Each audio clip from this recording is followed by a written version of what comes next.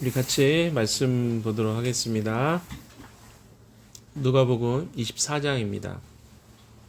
1절에서 12절까지 한 절씩 교독하겠습니다. 이래의 첫날 이른 새벽에 여자들은 준비한 향료를 가지고 무덤으로 갔다. 그들은 무덤 어귀를 막은 돌이 무덤에서 굴러져 나간 것을 보았다. 그들이 안으로 들어가 보니 주 예수의 시신이 없었다. 그래서 그들이 이 일을 어떻게 해야 할지를 몰라서 당황하고 있는데 눈부신 옷을 입은 두 남자가 갑자기 그들 앞에 나섰다. 여자들은 두려워서 얼굴을 아래로 숙이고 있는데 그 남자들이 그들에게 말하였다. 어찌하여 너희들은 살아계신 분을 죽은 사람들 가운데서 찾고 있느냐? 그분은 여기에 계시지 않고 살아나셨다. 갈릴리에 계실 때 너희들에게 하신 말씀을 기억해 보아라. 인자는 반드시 죄인의 손에 넘어가서 십자가에 처형되고 사흘째 되는 날에 살아나야 한다고 하셨다. 여자들은 예수의 말씀을 회상하였다. 그들은 무덤에서 돌아와서 11제자와 그 밖의 모든 사람에게 이 모든 일을 알렸다. 이 여자들은 막달라 마리아와 요한나와 야고보의 어머니 마리아이다. 이 여자들과 함께 있던 다른 여자들도 이 일을 사도들에게 말하였다. 그러나 사도들에게는 이 말이 어처구니 없는 말로 들렸으므로 그들은 여자들의 말을 믿지 않았다. 그러나 베드로는 일어나서 무덤으로 달려가 몸을 굽혀서 들여다보았다. 거기에는 시신을 감았던 상대만 놓여 있었다. 그는 일어난 일을 이상히 여기면서 집으로 돌아갔다. 아멘. 네, 오늘 말씀은 예수님이 십자가에 못 박히고 난 다음에 부활하는 장면이 기록되어 있습니다. 중요한 것은 이 본문 안에 제자들의 반응입니다. 그리고 여자들도 그렇고 또 제자들도 그렇고 동일하게 예수님이 부활하신 것을 처음에는 믿지 못했습니다. 중요한 부분이라고 제가 말씀드렸는데 예수님이 이 부활에 대해서 제자들과 여자들에게 말씀해 주셨음에도 불구하고 그들이 몰랐다는 사실이 중요한 부분인 것 같습니다. 이것이 우리에게도 상당히 많은 부분 연관되어 있기 때문에 그렇습니다. 먼저 좀 살펴보고 그 중요한 주제로 한번 들어가 봅시다. 이래의 첫날, 즉 주일날이죠. 지금 우리가 주일로 모이는 이유가 여기 나와 있습니다. 보통 과거의 안식일은 이제 창조 이후에 7번째 날을 안식일로 생각하고 이스라엘 백성들은 또 구약의 백성들은 안식일을 지켰습니다. 그러나 우리가 지금 섬기고 있는 주일은 이제 어떻게 보면 시간으로 보면 첫째 날이죠. 시작하는 날. 그 날이 이제 주일로 지금 우리가 섬기고 있는 부분입니다. 자, 여기서 우리가 좀 생각해 봐야 될 것은 왜 주일이 우리에게 그렇게 안식일과 어떤 차이가 있고 어떤 구분이 될 수 있는지를 좀 생각해 볼 필요가 있다는 것이죠. 안식 후 첫날, 다른 말로 이야기하면 안식일이 지난 다음 날, 이 주일날 이른 새벽에 여자들이 무덤으로 갔습니다. 그날 예수님이 부활하신 것이죠. 그래서 주일이라고 이야기를 할 때 우리 중요한 기점은 예수님의 부활입니다. 과거에 이 안식일이라는 개념은 율법적인, 그러니까 예수가 오기 전에 이야기죠. 예수님이 오시기 전에 또 예수님 부활 이전에, 그래서 완전히 예수님의 구원의 사역이 완성되기 전에 있었던 하나의 과거 율법과 같은 부분이 많이 포함되어 있습니다. 그러나 주일에는 안식일과 전혀 다른 개념이죠. 예수님의 부활이 완성이 된 날, 그날부터 제자들이 이제 모이기 시작합니다. 물론 초기 기독교 안에서는 안식일과 주일을 혼용돼서 썼습니다. 안식일도 모이고 주일도 모이고, 그러다 점차 주일에만 모이게 되었습니다. 그래서 지금 우리가 주일날 예배를 드리고 모임을 갖게 된 것은 이런 근거를 가지고 있습니다. 많은 사람들이 혹시 여러분에게 이런 이야기를 할 수 있을 것 같아요. 왜 안식일에 모이지 않고 주일에 모이느냐? 성경은 안식일을 이야기하는데, 이런 어떤 개념들을 여러분이 좀 정리해 볼 필요가 있을 것 같습니다. 여자들은 예수님을 이제 장례할 준비를 했습니다. 향료를 가지고 무덤으로 갔기 때문에 그렇습니다.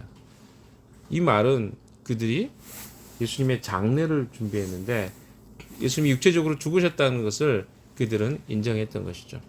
다른 말로 이야기하면 예수님의 부활을 그들은 전혀 기대하지 않았던 것 같습니다. 2절에 한번 같이 읽어보도록 합시다. 시작. 그들은 무덤 먹이를 막은 돌이 무덤에서 걸러져 나간 것을 보았다. 네, 다른 성경 부분에서는 이 부분이 언급이 됩니다. 돌을 누가 옮겨줄까? 그렇게 무거운 돌인데, 그러니까 돌 어기를 막고 있는 무덤의 입구를 막고 있는 돌이 이제 굉장히 큰 돌이죠. 여자들이 밀어내기에는 너무 힘든 돌인데 이 돌을 어떻게 할까? 이런 고민을 하고 여기에 도착하게 되는 것을 보게 됩니다. 그러나 누가는 이 부분을 생략했습니다. 그렇죠? 그래서 무덤 어기를 막은 돌이 무덤에서 굴러져 나간 것을 보았다. 이상하다 이런 생각이 들었겠죠. 그래서 3절에 그들이 안으로 들어가 보니 주 예수의 시신이 없었다. 4절 같이 그 결과로 어떤 일이 일어났는지 봅시다. 시작. 그래서 그들이 이 일을 어떻게 해야 할지를 몰라서 당하고 있는데 눈부신 옷을 입은 두 남자가 갑자기 그들 앞에 나섰다. 예, 여기서 그들이 이 일을 어떻게 해야 될지 몰라서 당황하고 있다는 말은 무엇입니까? 예수님이 부활해서 어떨 줄 모르겠다 이런 표현이라기보다는 예수님의 시신이 없는, 왜 장사 지내러 왔는데 시신이 없어졌기 때문에 이 여인들의 생각에는 누가 시신을 훔쳐갔나? 옮겨갔나? 뭐 이런 생각을 했던 것 같아요. 상식적으로 보면 그 뒤의 내용들을 연결해 생각해 봤을 때 그때 눈부신 옷을 입은 두 남자가 갑자기 그들 앞에 나섰다라고 했는데 다른 성경에는 이들을 천사라고 이야기하고 있습니다. 물론 뒤에 부분에 이제 천사라는 표현이 나옵니다만은 그래서 이들이 나타나서 그 여자들에게 이야기합니다. 5절에 보시면 여자들은 두려워서 얼굴을 아래로 숙이고 있는데 그 남자들이 그들에게 말하였다. 어찌하여 너희들은 살아계신 분을 죽은 사람들 가운데서 찾고 있느냐? 이 말은 무엇입니까? 여자들이 두려워서 얼굴을 아래로 숙이고 있는데 이 두렵다는 표현은 무섭다는 무서워서 벌벌 떨고 있다 이렇게 표현하고 좀 다른 것 같아요.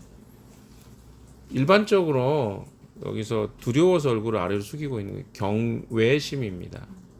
성경이 말하고 있는 경외심과 두렵다는 말이 사실 같은 어원과 의미를 가지고 있기 때문에 우리는 이제 일반적으로 어떤 사건이나 일들이 우리에게 갑작스럽고 또 위험으로 다가올 때 두렵다는 느낌을 받습니다. 그러나 여기서는 고개를 숙이고 한쪽에 고개를 숙이고 있었다는 것은 경외감으로 고개를 들지 못했다라고 생각하는 것이 여기서는 타당하겠습니다. 그 천사들이 그들에게 말했죠. 어찌하여 너희들은 살아계신 분을 죽은 사람들 가운데 찾고 있느냐. 인식의 변화가 생깁니다. 근데 인식의 변화는 어디서부터 옵니까? 질문으로부터 오죠. 어떤 질문입니까? 그들이 전혀 생각하지 못했던 질문으로부터 시작됩니다. 왜냐하면 주님은 이미 그들에게 부활에 대해서 말씀하셨었습니다. 그러나 그들은 그것을 믿을 수 없었고 믿지 못했습니다. 모든 제자들의 동일한 반응입니다. 그러니까 사람이 부활하고 살았다라고 하는 것이 도저히 믿을 수 없는 사건인 것은 명확합니다. 그래서 이들에게 첫 번째 예수님이 부활했다는 이야기를 들었을 때는 누구나 동일하게 믿지 않는 것을 보게 됩니다. 이 여자들이 그것을 상상할 수 없었겠죠. 특별히 살아계신 분을 죽은 사람들 가운데 찾느냐라는 이 질문 속에 그 여인들은 생각해보게 되었겠죠. 맞아. 예수님이 그런 말씀을 하신 적이 있었지. 다시 한번 상기시켜줍니다. 6절에 시작. 그분은 여기에 계시지 않고 살아나셨다. 갈릴리에 계실 때 너희에게 하신 말씀을 기억해 보아라. 7절 시작. 인자는 반드시 죄인의 손에 넘어가서 십자가에 처형되고 사흘째 되는 날에 살아나야 한다고 하셨다. 여자들은 예수님의 말씀을 회상했습니다. 그러니까 이 말씀이 명확하고 분명하게 그들에게 선언되었을 때야 비로소 그 여자들은 어떻게 한 거예요? 하나님 말씀을, 예수님 말씀을 회상하기 시작했습니다. 성령이 우리 안에서 하시는 일은 저는 이런 일이라고 생각합니다. 성령은 어떤 일을 하십니까? 예수 그리스도의 말씀을 계시하는 일과 또 예수님이 이미 말씀하셨던 일을 기억나게 하고 그것이 사실인 것으로 우리에게 받아들이게 하는 역할을 하십니다. 예수 그리스도가 누구인가 우리에게 가르쳐 주시고요. 그분이 하신 일을 회상시켜 주시는 것이 성령의 역할입니다. 그러니까 성령이 우리 안에서 그분이 누구인가에 대해서 밝히 알려주시지 않는다면 우리는 그분을 깊이 있게 깨달을 수 없다는 것입니다. 그러니까 이것은 하나의 정보로 축적되어 있을 수는 있습니다. 그러니까 우리가 주님을 압니다. 성경을 통해서 알고 있고 수많은 메시지들을 통해서 주님이 어떤 분인지 이해하고 있습니다. 그러나 그것이 나의 삶에 실천되고 적용되는 순간은 말씀을 듣는 순간이라기보다는 말씀이 내 가슴으로 깨달아지는 순간이라는 것입니다. 그래서 이 여인들이 바로 이 말씀을 듣고 가슴으로 또 지각되어지는 그 순간부터 변화가 일어나기 시작하죠. 그러니까 그것을 가지고 있었던 그 순간에 어떤 변화도 일어나지 않았습니다. 들었던 순간에. 그러나 그것이 깨달아진 순간에 그들이 비로소 어떻게 된 거죠? 알게 되었습니다. 회상하게 되죠. 9절 같이 읽읍시다. 시작. 그들은 무덤에서 돌아와서 11제자와 그 밖의 모든 사람에게 자, 그들은 무덤에서 돌아와서 11제자와 그 밖의 모든 사람에게 이 일을 고했습니다. 여자들은 이제 믿게 된 거죠. 아, 예수님 부활하셨구나. 무엇 때문에 알게 됐습니까? 눈으로 보았고 그런데 그것이 들었던 말씀으로 깨달아질 때 그들에게 믿음이 생긴 것이겠죠. 그러나 이 이야기를 듣게 된 제자들은 어땠는지 보십시오.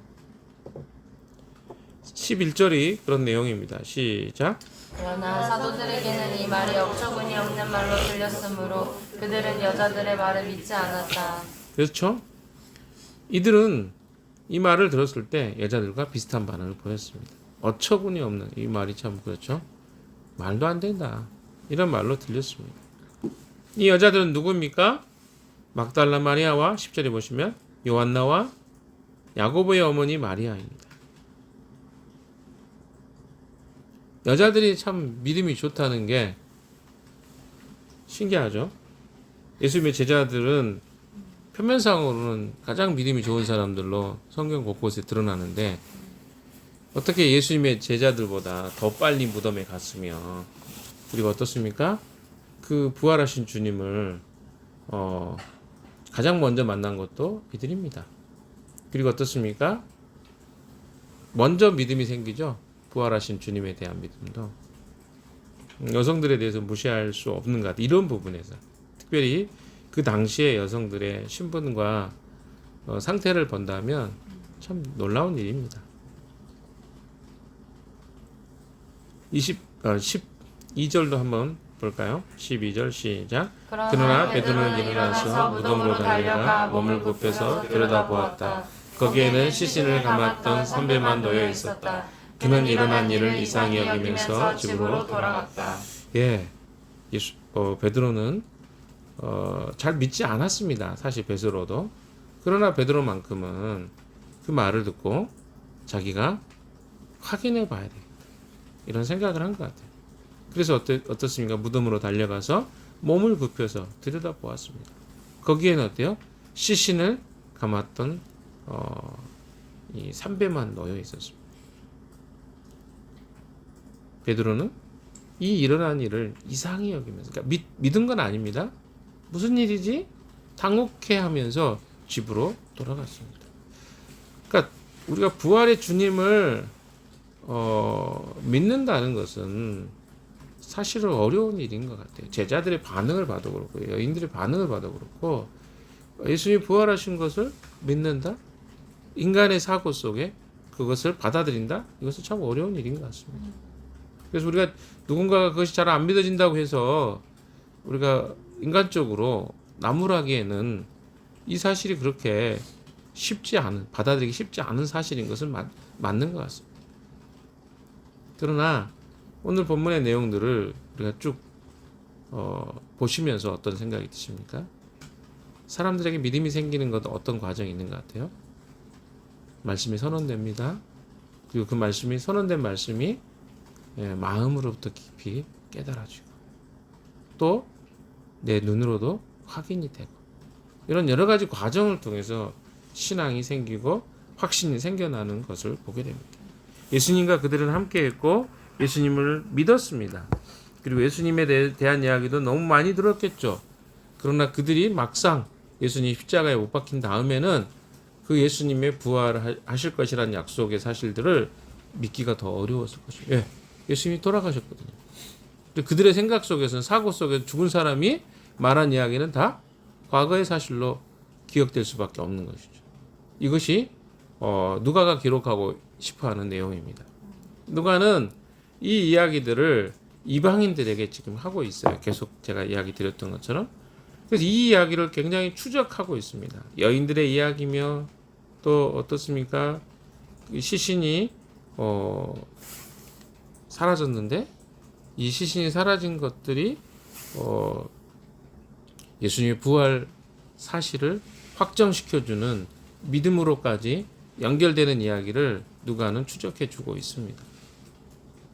누가의 특별함이라고 할 수 있는 다른 서신들하고 차이점이 몇 가지가 있습니다.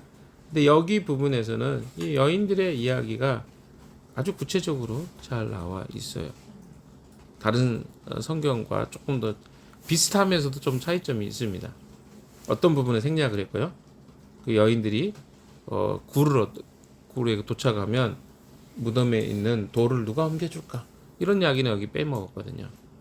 그러니까 누가가 강조하고 싶은 것은 이 이방인들에게 이 사실을 어떻게 증명해 줄까? 이런 것이 고민이 곳곳에 담겨 있습니다. 그러니까 뭐죠? 부활의 사실이 처음엔 잘 믿어지지 않았지만 그것이 이미 약속됐던 사실이었다. 이미 그 구세주이고 메시아였었던 그리스도가 약속했던 사실이었다. 그러니까 이게 단순히 어떤 우연히 발생한 여인들이 그래서 동굴을 착각한 그런 일이 아니라 정말로 예수 그리스도가 살아계실 때 약속하셨던 사실인데 그게 다 처음에는 믿어지지 않았지만 그 증인과 증언들을 통해서 한 사람 한 사람들이 믿음을 갖게 되는 것들을 추적해 가고 있는 것을 보게 됩니다. 오늘 본문의 말씀은요. 예수님이 참으로 부활하셨다는 사실을 여러 각도에서 증명하고 있습니다. 이것은 너무 중요합니다. 왜? 기독교의 신앙의 본질이 여기서 출현하기 때문에 그렇습니다. 부활은 기독교의 핵심입니다. 예수가 부활하셨다는 사실이 만약에 우리에게 없었다면 그것이 사실이 아니라면 기독교의 모든 근간은 쓰러질 수밖에 없습니다. 왜? 예수가 죽음에서 부활하셨다는 사실로 우리의 죽음 이후에 영원한 생명, 영원한 삶에 대한 소망이 있기 때문에 그렇죠. 만약에 일반 종교와 기독교가 똑같이 이 부활에 대한 일들이 명확하지 않는다면 우리는 어때요?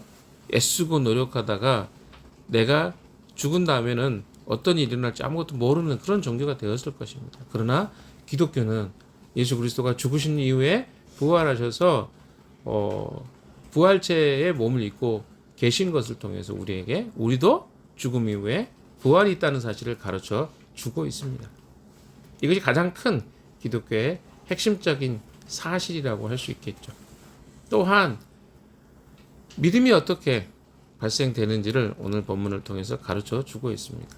우리 안에 신앙의 정보들이 쌓이는 것, 이것으로 만족해서는 안 된다는 것이죠. 우리는 이것을 묵상하고 여인들이 회상하기 시작하잖아요. 8절에 예수의 말씀을 회상하였다. 그러나 그게 잘 쉽지 않다는 것입니다. 베드로도 무덤에 가서 무덤을 확인했음에도 불구하고 예수님이 부활하셨을 것이라고 생각하는 생각을 하지 못했어요. 요한복음에 보시면 심지어는 베드로는 예수님이 부활하신 것을 직접 눈으로 봤습니다. 나중에 12 제자들이 모여 있을 때 그 자리에 예수님이 오셨거든요. 11 제자겠지만. 그럼에도 불구하고 베드로가 뭐라고 합니까? 나중에 나는 고기 잡으러 가야 되겠다. 갈릴리에서 그런 이야기를 하잖아요. 그러니까 이거는 믿음이라는 게 그렇게 쉽게 생기는 게 아닌 것 같아요. 확인과 점검과 그것이 깨달아지고 이런 것들이 믹서될 때 진짜 우리의 믿음이 생기는 겁니다. 그래서 우리 안에 많은 사람들이 신앙생활을 한다고 하지만 이 신앙이 온전한 믿음으로까지 나아가기까지는 좀 많은 시간이 걸려요. 그게 사실입니다. 그래서 여러분 안에 뭐 이런 내용들이 정립되어 있지 않기 때문에 내 삶의 변화가 없는 것도 있을 수 있고요. 또 어떻습니까? 이 내용들이 잘 정리되지 않았기 때문에 지금의 내 신앙이 성장하지 못하는 것도 분명히 있습니다. 그러니까 우리가 자꾸 뭐 해야 돼요? 들었던 말씀을 묵상하고 회상하고 그것이 삶에 녹아낼 수 있는 것까지 우리가 다다를 때야 우리 삶의 변화가 생깁니다. 제자들도 그랬잖아요. 아니 터무니없는 일로 여겼다니까요. 다른 말로 어처구니 없는 세번역은 이렇게 표현했습니다. 어처구니 없다고 봤어요. 말도 안 된다. 아니 예수님이 그렇게까지 제자들에게 부활에 대해서 이야기하셨는데 어떻게 제자들이 그렇게 말할 수 있겠어요? 말도 안 되는 이야기죠. 그럼에도 불구하고 제자들이 그렇게 생각하겠다는 것은 참 우리에게 많은 희망이 되죠. 어떤 사람들은 희망이 되죠. 내가 그렇게 문제가 있는 건 아니네. 이런 생각할 줄 모르겠습니다. 여기서 희망이 되면 안 돼요. 우리는 이미 수많은 이거보다 더 많은 이야기를 알고 있기 때문에 그렇습니다. 그래서 오늘 말씀을 통해서 여러분에게 주님이 주시는 메시지를 잘 들었으면 좋겠어요. 부활은 확실한 것이다. 물론 머릿속으로만 정리될지도 모르겠습니다. 이 말이. 그러나 내가 부활하신 주님을 지금도 주님은 살아계신다고 이야기했잖아요. 살아계신 분을 왜 죽은 사람들 가운데 찾고 있느냐? 천사가 이야기했습니다. 5절에 주님은 지금 살아계십니다. 이걸 우리가 믿는다면요. 주님이 우리와 지금 이 자리에도 주님은 함께 하십니다. 왜? 두세 사람이 내 이름으로 모인 그들 중에 내가 너희와 함께 하겠다 주님 말씀하셨어요. 주님이 이 자리에 함께 하시는 것은 그가 약속하신 대로 사실입니다. 우리가 이걸 인정하든 인정하지 않든 상관이 없습니다. 만약에 이것들을 우리가 깊이 있게 깨닫는다면 우리 삶의 많은 부분이 달라질 것입니다. 부활하신 주님을 소망하고 살아가는 사람과 내 인생이 여기서 끝이라고 생각하는 사람들 가운데 삶은 어떠할 것 같습니까? 다르겠죠. 이게 전부라고 생각하는 사람들은 성실하게 살아갈 이유가 있을까요? 남들에게 굳이 그렇게까지 열심히 성실하게 살아갈 이유가 뭐가 있어요? 왜? 인생이 끝인데? 많은 사람이 자살도 하잖아요? 이게 전부라고 생각하니까 자살하는 거거든요. 이게 우리 삶을 바라볼 때 부활하신 주님을 아는 자들과 그분을 모르는 사람들의 차이입니다. 여러분, 우리 인생은요, 이 영원한 삶에 대한 소망과 그렇지 않은 것의 차이를 가지고 살아가는 것입니다. 주님은 우리의 소망이십니다. 부활의 주님이십니다. 죽음 이후에도 우리의 소망을 가지게 되었습니다. 이것이 부활의 주님이 우리에게 가져다주는 의미입니다. 또한 이것을 기점으로 우리가 주일날 모이게 된 것입니다. 주일의 의미를 여러분이 좀 기억하십시오. 누군가가 여러분에게 뭔가를 질문했을 때 대답할 말이 있어야 되지 않아요? 왜 여러분들은 뭐 이런 사람이 있다니까요? 뭐 제칠 안식이라든가 또 여호와 증인이라든가 이런 사람들은 여러분이 질문할 거예요. 여러분 중에 혹시 있다면 꼭꼭 만나게 돼요. 전 여러분 사람들을 만났습니다. 그래서 질문을 해요. 왜 안식일에 안 모이고 주일날 모입니까? 근데 우리가 정리가 안 돼 있다 보면 뭐야? 그러게요. 예전에 제임스한테 들었던 것 같긴 한데 응? 정리가 안 됐으니까 듣기만 들었지. 이거 다시 정리하셔야 돼요. 잘 정리해 놓으면 어떻습니까? 이게 다 여기서부터 신앙의 기반이 생기는 거예요. 뭐 여러분 우리가 여기 공동체에 대해서 수도 없이 말하잖아요. 근데 여러분 정리가 안 되면요 누군가에게 물어보는 사람한테 말 못합니다. 경소동에 왜 살아야 돼? 모르겠는데요. 그렇게 목이 터져라. 목이 터지진 않았습니다만은 그렇게 이야기했는데 모르는 건 뭡니까? 왜 교회냐고 이야기를 해도 제가 얼마 전에 설교했잖아요. 왜 교회인가? 왜 공동체인가? 1년 52주를 그렇게 설교해야 알아먹겠습니까? 여러분이 좀 자기 걸로 좀 받아들이셔야 됩니다. 주일 그리고 주님의 부활 오늘 이 이야기를 나누었습니다. 여러분 삶에 작지만 오늘 메시지 주신 내용들을 잘 정리해서 오늘 하루 여러분의 삶에 적용할 수 있는 하루가 되시기를 주님의 이름으로 축원합니다. 기도합시다.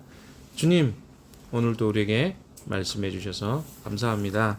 주님의 말씀대로 주님의 부활을 사실로 믿고 믿음으로 살아가는 저희들 되게 주시옵소서. 오늘 하루 그 부활의 주님과 동행하는 저희들 되기를 소망합니다. 예수님 이름으로 기도했습니다. 아멘.